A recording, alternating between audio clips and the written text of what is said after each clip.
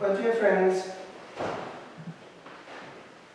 there is a providence that rules the universe, and we are part of that.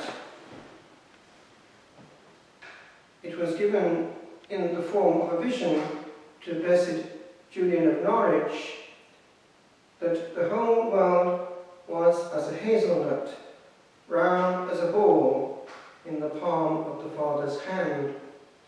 And she was given profound intuition in her reclusory of the power and wisdom of that providence, which is a counterbalance to the human element of trying to hold the world ourselves. We call it worry. The monastic life is a return to that origin. In my monastery of formation and ordination, there were many traces of St. Benedict. Why? The founder was none other than Charles the Great, Charlemagne, who was in the Val Staccia with his army, according to the story, and there was a serious epidemic decimating his troops. He prayed, and according to the story, in a dream or a vision, an angel told him to collect a certain plant which was abundant in the area and which since has taken his name, Carolina, and to make an infusion for his troops. This happened, and they were spared and healed. And as an ex-voto, he founded this monastery, and the charter is 781. And the Carolingian chapel, where we, as young deacons, were taught to celebrate Mass, and where eventually we actually celebrated, because it was still the chapel used for many celebrations, was full of bits of that time. An old chapel with two layers, the top and the bottom, which was our private chapel, the crypt, with the Blessed Sacrament there for us alone in utter peace and quiet underground. But the top is where I will take you this morning. It was covered in frescoes, all from the life of St. Benedict. And I would like to take you to one of these frescoes in particular. It is when the young monk was hidden in his grotto at Subiaco, under the lake, where eventually I went and was deeply moved, because there it is unchanged and unspoilt, and the simplicity of that grotto which formed this patriarch of the monks still speaks to the heart of the pilgrim. Indeed, I open a parenthesis, the prior of my parish, which was a Benedictine parish in Wales, had the same experience, and the sacristan sister, who had now gone to a reward, said he cried when they went to that sacred spot. But anyway, that was the spot that formed Europe. And it is a pattern in the life of many a founder that there is that simplification and vacuum, the desert, where the Spirit has access, because the Spirit is the one who founds, and he breathes and gives a charism. And the Council has asked that we return to the charism that founded us. Now, St. Benedict wanted to be hidden. He had already fled from the noise of Rome, where there was much corruption in the student world. And he found this place of refuge, and only one monk, Romanus, knew where he was. And he would lower his daily portion on a cord with a little bell, and that little bell perhaps is the origin to this day of the use of a monastic bell to call people to things. In the East they have the simandron sometimes, a big wooden thing. And the devil was not amused, according to the dialogues of St. Gregory the Great, that this man should survive and do eventual harm.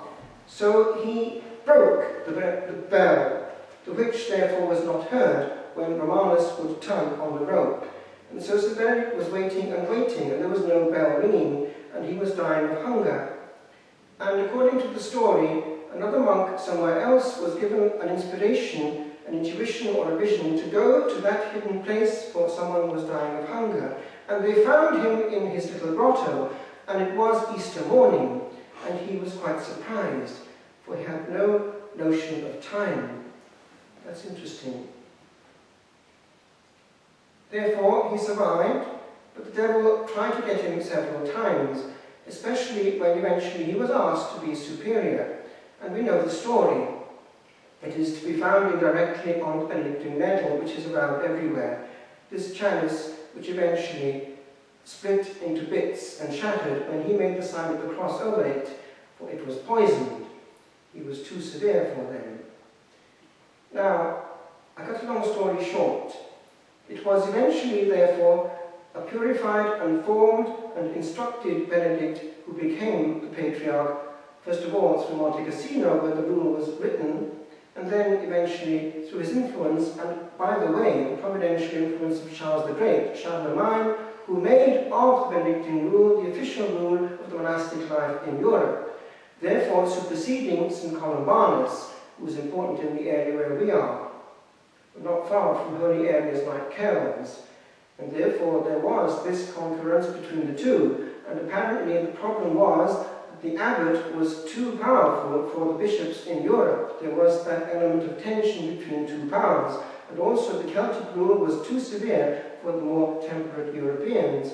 So St. Benedict prevailed, that it was not a saint, but there was a feast of St. Charles the Great. He was the one who got this authentic codex written and copied, and that went round the world, eventually making it the standard for the rule of St. Benedict and of the whole monastic world, which therefore explains why, in 1964, this saint was proclaimed the patron of Europe, because precisely the Benedictine rule was able to harness all the energies of man, including his brain and his time, and these were centres of civilization, healthcare, education, charity, and in general civilization. Therefore it made sense. And we've seen it in England too, where Benedictines have had a huge effect on every layer of life, giving us great heads of the church and even of government in a sense, because they were able to form formers. We have great examples like Basil Hume, whom I knew as Abbot of Ampleforth, a man of God able to cross all the frontiers of division by his deep spirituality. Now back to the grotto. I would like to leave you with 3 words. That fontal experience we must retrieve. I remember one time at Ampleforth, it was when I was 17, and they had very interesting readings either in church or in the refectory. And one reading they had in church was a very interesting documentary, not documentary, but teaching on the monastic life, but contemporary. And it warned. And that warning sounds true, rings home. It was this: even the monastery can become a village and a hive of activity. And the implication was that one can create everything which works perfectly, but which in God, essentially, there is no more rest. But we are fidgeting and doing everything for God, but not meeting God even in the place that he has wanted for his own. And don't think it's an illusion, it happens. Now, with regard to the desert, we must return there, creating it anew within our day, because the monastic life is a protection of that desert. The timetable is the virtual desert. There are moments which are sacrosanct, which cannot be ejected, and we cannot do things for God and miss God and honour and please him. It is not his will. One can find a situation where one creates a beautiful machine, but without the contemplative life. Sometimes it is more pleasing to God not to follow every itch that comes to our heart and mind. We sometimes are so generous that we fill all our time with doing things for God. St. Augustine has it this way: where there is least of our own will, there is most of God's.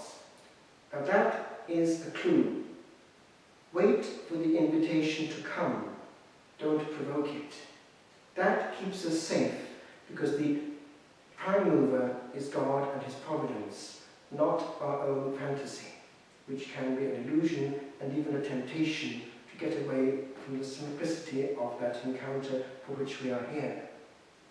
So I will just leave you with 3 words which go back to the desert, remembering that St. Benedict is the counterpart in the West of that army of monks in their grotto in the East, which gave us the monastic spirituality which was filtered through into the West through St. Benedict, who put in the reading of Compline the use of Cassian.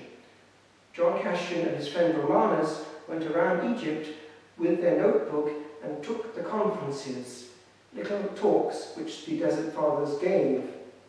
And the word collatio comes from that conference, and it gives us the word for collation, which is a light meal, which is actually what they took just before Compline, listening to that. Essentially, bread and wine. Now, Cassian has the best of the East, and the East has come via St. Benedict and also via the Celtic monks through places of encounter like Les Reims in the south of France, where St. Patrick spent some time, has come to the Celtic fringe and was hugely important in forming this land. Remember, it was a monastic church, and the abbot was very powerful. The same in Wales, centres of light and warmth. But it was powerful precisely because it was anchored in the desert and in encounter, therefore giving God the chance to be the prime mover. For what happens in the first step in God has a long effect.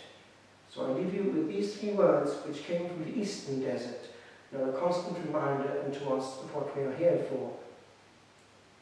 It was the great monk Arsenius who heard these 3 words in the desert. And they've been commented upon at length, even by a Jesuit school of thought like Père Gros, centuries later, because they contain the whole of the interior life in 3 words. I will leave you with them, but remember them until death and live them under your own modalities, for they are keys and clues to interiority. The first was Fuji, flee.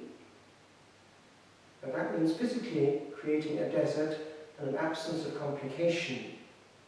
It also means creating an absence of interior complication for us through modern means of communication, for an abundance of words damages the virginity of the heart and of the mind, and therefore of the encounter with the silent one who has not got space if it is crowded out. Secondly, keep silence, tace, very precious in the eyes of St. Benedict, and by the way, so prominent in the rule that the reformers always came back to it. The extreme examples being the Cistercian reformers, and remember the reform of the reform, that is the Trappist reform under Le Rancé, was extremely strict on that one, and it was even tightened up again in the 1800s under l'Abbé Lestrange. Augustin Lestrange made it extremely strict, and we were still taught the sign language in France. It means the whole monastery is a desert where only God is heard, and the voice is consecrated only unto God and unto his praise.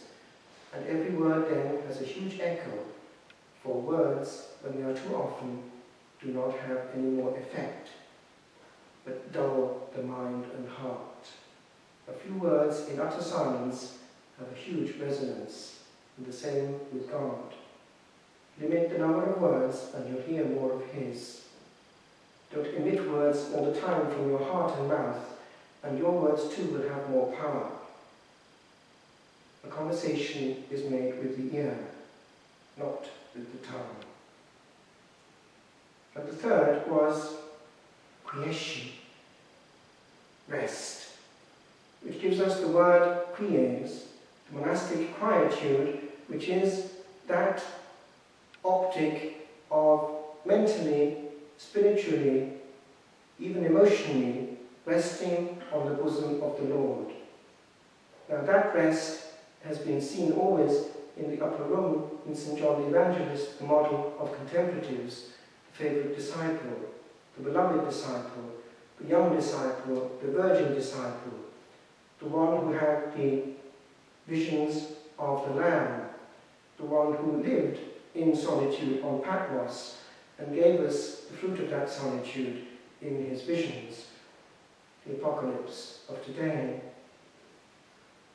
Rest, then, is our privilege, for we are inhabited, and the contemplative life, if it is anything, it is actualizing the habitation of the Blessed Trinity, being aware and looking in, gazing at the gaze and letting other things wait.